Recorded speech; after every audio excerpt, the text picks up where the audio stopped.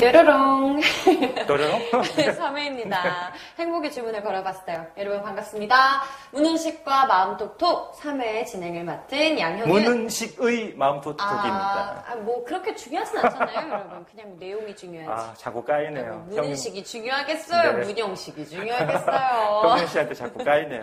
네, 문은식의 마음톡톡 3회 진행을 맡은 양형윤, 그리고 오늘도 함께하고 계십니다. 네, 행복멘토 문은식입니다. 포웨이 행복연구소 소장이고요. 네, 문은식 소장님과 함께 진행해 보도록 하겠습니다.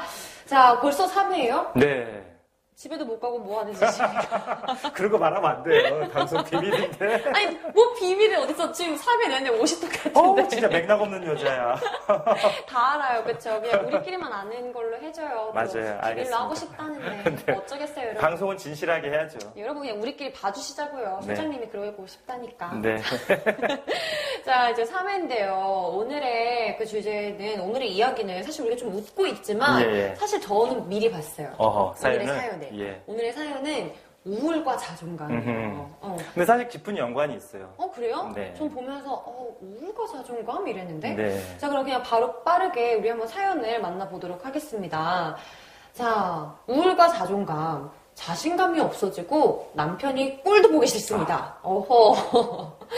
이 현상은 추석이 지나면서 시골 시댁 큰 집에 다녀오고 나서 극에 달했는데요. 너무나 가난하고 하나같이 교육 수준이 낮은 시댁 쪽을 생각하면 나는 이런 집안 출신이 아니야 라는 막연한 자신감, 우월감 같은 게 있었습니다. 가난한 남편을 만나서 아끼면서 차도 안 사고 메이크업도 안 입고 대출금 갚으면서 20년을 살다 보니 지금은 오히려 시골 사람들보다 더 못 사는 기분을 느껴 비참합니다.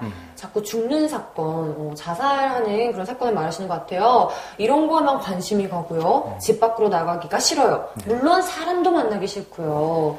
너무 창피해서 숨고만 싶습니다. 다들 날 무시하는 것 같아요. 실제로 돈이 없으니 친정 식구들에게 무시당하기도 하고요. 그래서 연락하지 않는 식구도 있고요. 저는 늘 베풀고 사는 축이고 지금도 그러고 싶은데 돈이 없으니 오히려 남에게 자꾸 부탁하게 되고 누가 같이 뭐 하자 어디 가자 하는 것도 핑계를 대서 거절하게 됩니다. 라고 해주셨어요. 네.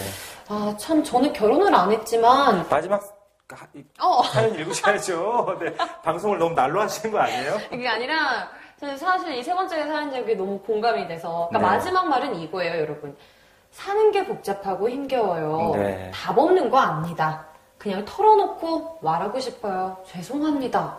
잘하셨어요. 네, 되게 잘하셨고요. 사실은 이런 우울한 감정이 2주 이상 지속되면 그게 이제 우울증이 고착된다고 보거든요. 2주가 기준이에요. 그래서 여러분들 누구나 예를 들면 실연을 당했어요. 네, 우리 형윤 씨는 늘 당하는 일이잖아요. 전 맨날 당하죠. 네. 그러면 누구나 자존감이 건강한 사람도 실연을 당하거나 버림을 당하면 우울하다는 거죠. 근데 이제 그게 되게 2주를 사이클로 거기서 조금 벗어날 수 있거든요. 근데 이제 2주 이상 가면 누군가의 도움이 필요해요. 이거 흥미로운데요? 네, 그래서 생각해보면 2주 이상 저는 아직 간 적은 없었던 것 같아요. 그냥 아무 생각 없이 사는 거죠. 그냥 그게 건강하답니다. 네, 여러분. 인생 뭐 있나 행복하게 살자. 근데 우리가 이런 진지한 사연 앞에서 좀 조숙하게 했으면 좋겠습니다. 네, 그렇습니다. 이렇게 우울해 하시는 분.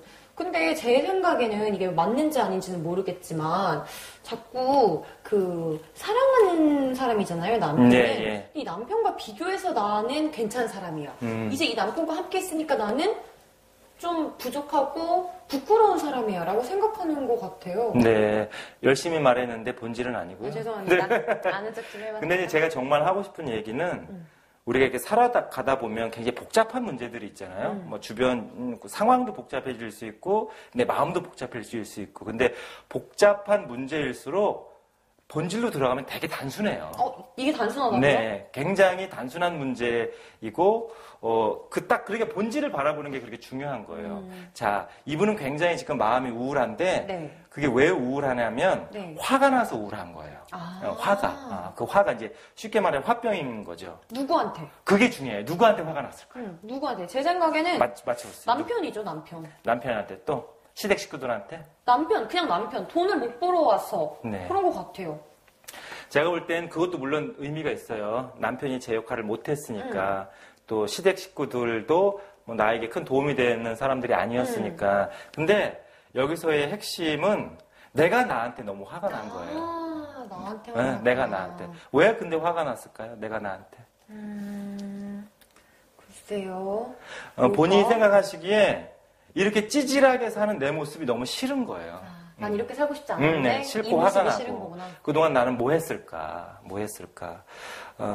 사람이 이제 정말 열심히 사셨잖아요. 그쵸. 없는 살림에 아끼면서 그쵸. 또 남들 도와주는 거 좋아하는데 최선을 다해서 주변 사람들 도와주면서 살았는데 사람이 이제 화가 나는 건 나한테는 아무것도 남은 게 없다고 생각할 때 이제 화가 나죠. 내가 정말 이렇게 최선을 다해서 살았는데 나한테 뭐가 남은 거야? 도대체 이게? 그럼 우리가 판단할 수는 없지만 네. 소장님이 보시기엔 이분에게 뭐가 남아있는 것 같으세요? 화병이 남은 거죠. 그러면 네. 나는 예전에 그러잖아요. 네. 예전에 막 사극 같은 거 봐도 화병 나면 막 알아눕잖아요. 네. 이런 분들은 그럼 어떻게 하면 좋을까요? 그래서 제가 이제 말씀드린 걸 가만히 한번 우리가 생각해 보자고요.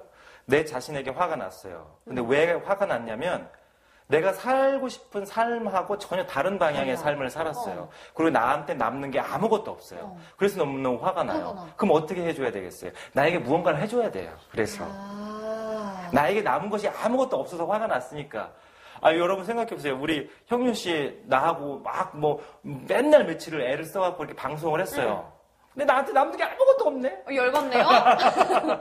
그런 상황이라는 거죠. 오히려 게으름을 피우거나 대강대강 산 사람들은 분노도 잘 안 와요. 근데 정말 최선을 다해서 열심히 산 분들이 나에게 남겨진 것이 아무것도 없을 때 분노가 더 크죠. 그렇죠. 기대가치가 있으니까. 특히 자기 자신에 대해서. 그래서 저는 이분에게 너무 복잡한 걸 하려거나 너무 복잡하게 생각하지 마시고 자기에게 무엇인가를 좀 해주시라. 저는 이제 두 가지를 좀 말씀을 드리고 싶은데요. 첫 번째는 감정을 표현하는 것을 좀 허락해 주시라. 이렇게 화가 난다. 네. 이런 식으로. 근데 이제 중요한 건 남편이 내 감정을 좀 받아주거나 친구들이나 시댁 식구들이 내가 고생하고 애쓴 것을 표현할 때 그대로 아이고 너 그랬구나 몰랐어 미처 몰랐어 이렇게 수용을 해주면 이게 오히려 해소가 되는데 그럴 수 있는 분위기는 아니잖아요. 그런 것 같아요. 그래서 자기가 자기에게 감정 표현을 허락해 주라. 이것을 심리적으로 표현적 글쓰기라고 얘기를 합니다. 그냥 너무 어려운 단어는 그러니까 그건 뭐냐면 감정을 써보라는 거예요. 감정 있는 그대로. 말하는 거랑 쓰는 거랑 좀 차이가 있나요? 그렇죠. 이게 그냥 말을 할 때는 본인이 이제 정제가 안 되고 막 말을 하기 때문에 말하다가 더 화가 나기도 하고 막 그래요. 이렇게. 네.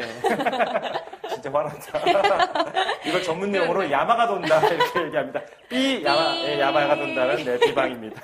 네, 그래서요. 표현적 글쓰기란 뭐냐면 그냥 우리가 단순하게 수다를 떨고 이야기하는 것보다 자기 감정을 그대로 우울하면 우울한 것, 화가 나면 화가 난 것, 서글프면 서글픈 것을 그대로 한번 글로 적어보라는 거예요.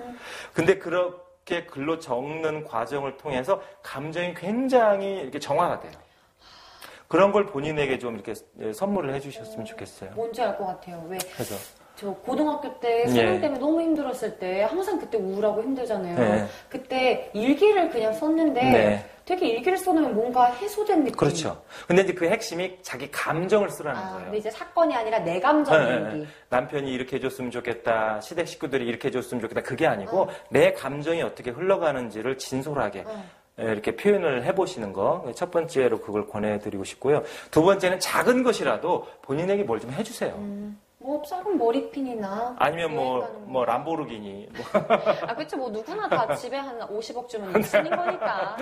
뭐 그런 아니 거. 진지한 사연에 그렇게 농담식으로 받으시면 안 되죠. 람보르기니라는 립스틱의 이름이 있을 수도 있는 거니까요, 여러분. 3,000원짜리로. 그렇게 해서 이제 제가 수습을 하자면 예를 들면 뭐 몇 박 며칠 여행을 좀 다녀온다든지 좋네요. 그렇게 자기를 위해서 애쓴 자기를 위해서 뭔가를 좀 해주시는데 물건보다 경험이 훨씬 좋습니다.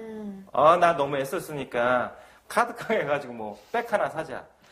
며칠은 좋을 수 있는데 그게 너무 이제 카드값 메꾸는 게 너무 스트레스가 또 다가올 수 있잖아요. 그래서 사람은 원래 물건보다 좋은 경험을 통해서 훨씬 행복해질 수 있어요. 그래서 여행 권해드리고 싶고요. 아니면 본인이 처녀 때부터 배우고 싶은 것이 있었으면 한번 배워보셔라. 그렇게 도전 한번 해보는 거죠. 그러면 거기에 의미가 생겨요. 삶의 의미. 좋네요. 네. 너무 좋네요. 네. 그렇게 해서 나에게 남겨진 것이 너무 없어서 분노가 일어나는 거니까 자기에게 무엇인가를 좀 해주시되 좋은 경험을 선물해줘라. 이 말씀을 꼭 전해드리고 싶습니다. 물질적인 것보다는 경험을. 자, 마지막으로 그럼 한마디 해주시죠. 은식의 톡? 은식의 톡은요, 자기 자신에게 화가 난 것이니까 또 내게 남겨진 것이 너무 없어서 화가 난 것이니까 자기에게 따뜻한 또 좋은 것들, 특히 경험을 좀 선물해 주시고, 그리고 본인이 배워보고 싶으신 거 있으면 배워보시라. 그러면 의미를 다시 찾게 됩니다. 네, 은식 톡 전송하면서요. 뭐 사연자분께서 연락 주시면 은식 소장님께서 예쁜 일기장 선물해 드릴 겁니다. 자, 그럼 이렇게 3회 마무리하고요. 우리 4회에서 만나요. 만나요.